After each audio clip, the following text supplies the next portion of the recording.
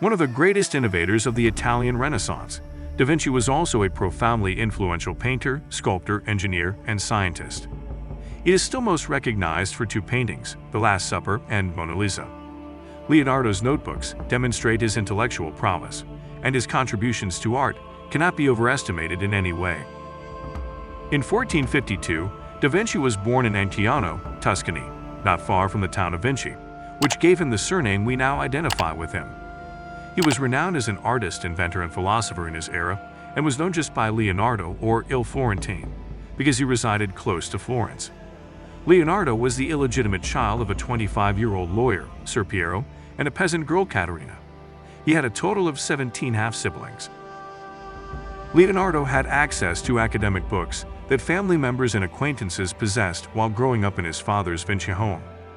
His father noticed his incline towards arts and painting, and when Leonardo was approximately 15 years old, he apprenticed him to the famous Florence studio of Andrea del Verrocchio. Leonardo showed his exceptional talent even while working as an intern. Several works created by the Verrocchio studio between 1470 and 1475 appear to exhibit his talent. For instance, painting an angel in Verrocchio's Baptism of Christ was one of Leonardo's first significant successes. Up until 1477, Leonardo worked in the Verrocchio workshop. However, Leonardo's work was so much better than that of his master that Verrocchio vowed never to paint again. Leonardo began painting the Adoration of the Magi, his first piece for a commission, in around 1482 for Florence's San Donato.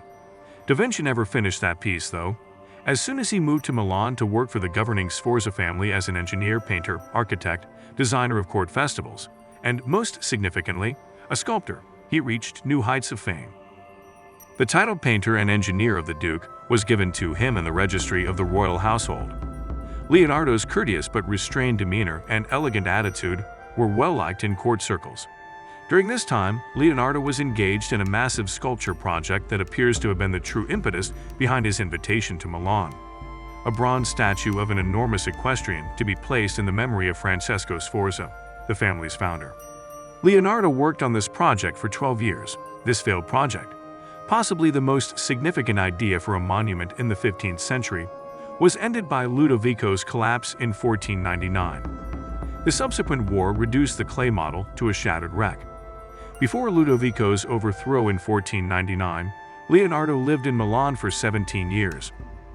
Even though just a tiny portion of Leonardo da Vinci's comprehensive collection of work now exists in paintings and sculptures, two of his remaining pieces are among the world's most recognized and appreciated artworks. The first is Da Vinci's The Last Supper, which was created between 1495 and 1498 while living in Milan. The Last Supper is a chalk pastel and oil mural on plaster, made for the Santa Maria del Grazie monastery. The artist's only remaining fresco, also referred to as the Cenacle, is roughly 15 by 29 feet. The scene shows the Passover meal, where Jesus Christ addresses the followers and predicts, "One of you shall betray me." Each person in the painting has a unique emotional expression and body language, one of the painting's most outstanding aspects. Generations of painters have been influenced by it because of the layout in which Jesus is positioned between the followers but still apart from them. Da Vinci may have gone to Venice and subsequently to Florence after the French invasion of Milan in 1499. There he created several portraits. Among them is the La Gioconda, a piece measuring 21 by 31 inches, now most famously known as the Mona Lisa. The one in the painting, created between 1503 and 1506, has long been the topic of conjecture, especially given her enigmatic faint smile. She was frequently identified as the courtesan Mona Lisa Gherardini, but recent research suggests she was Francisco del Giocondo's wife, Lisa del Giocondo.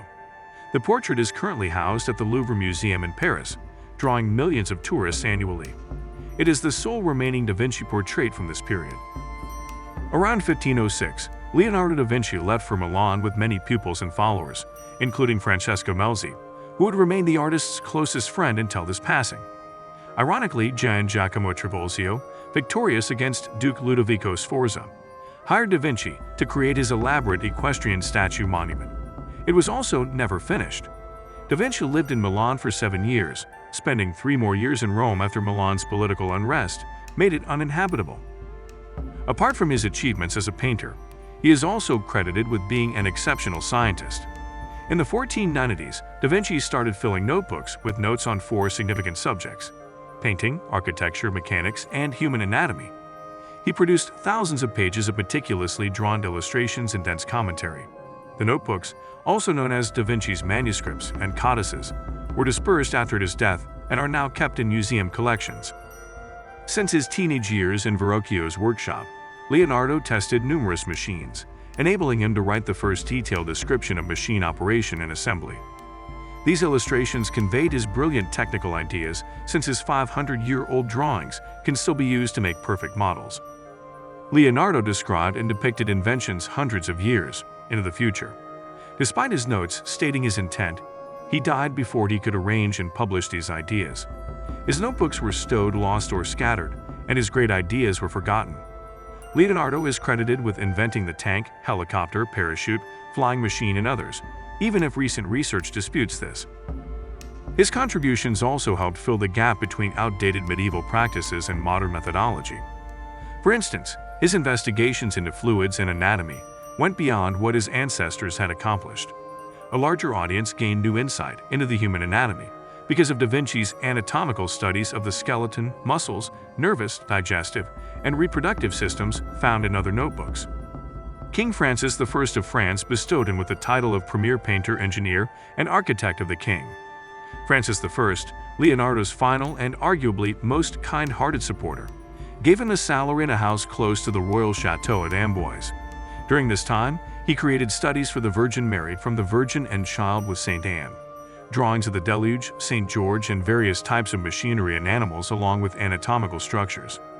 Leonardo da Vinci passed away on May 2, 1519, in Clou, France. If all of his research had been made available in an understandable format, Da Vinci's status as a trailblazing scientist would have been unquestionable. However, his actual brilliance was not as a scientist or a painter, but as an artist-engineer, combining both his skills. Leonardo's unbridled thirst for knowledge, which drove all of his thoughts and actions, gave him the unique fame he experienced throughout his lifetime and has maintained to the present. This brings us to the end of this video. If you liked the video, please consider subscribing and sharing so we can keep bringing more content like this. Also, let us know your thoughts in the comments below. See you next time.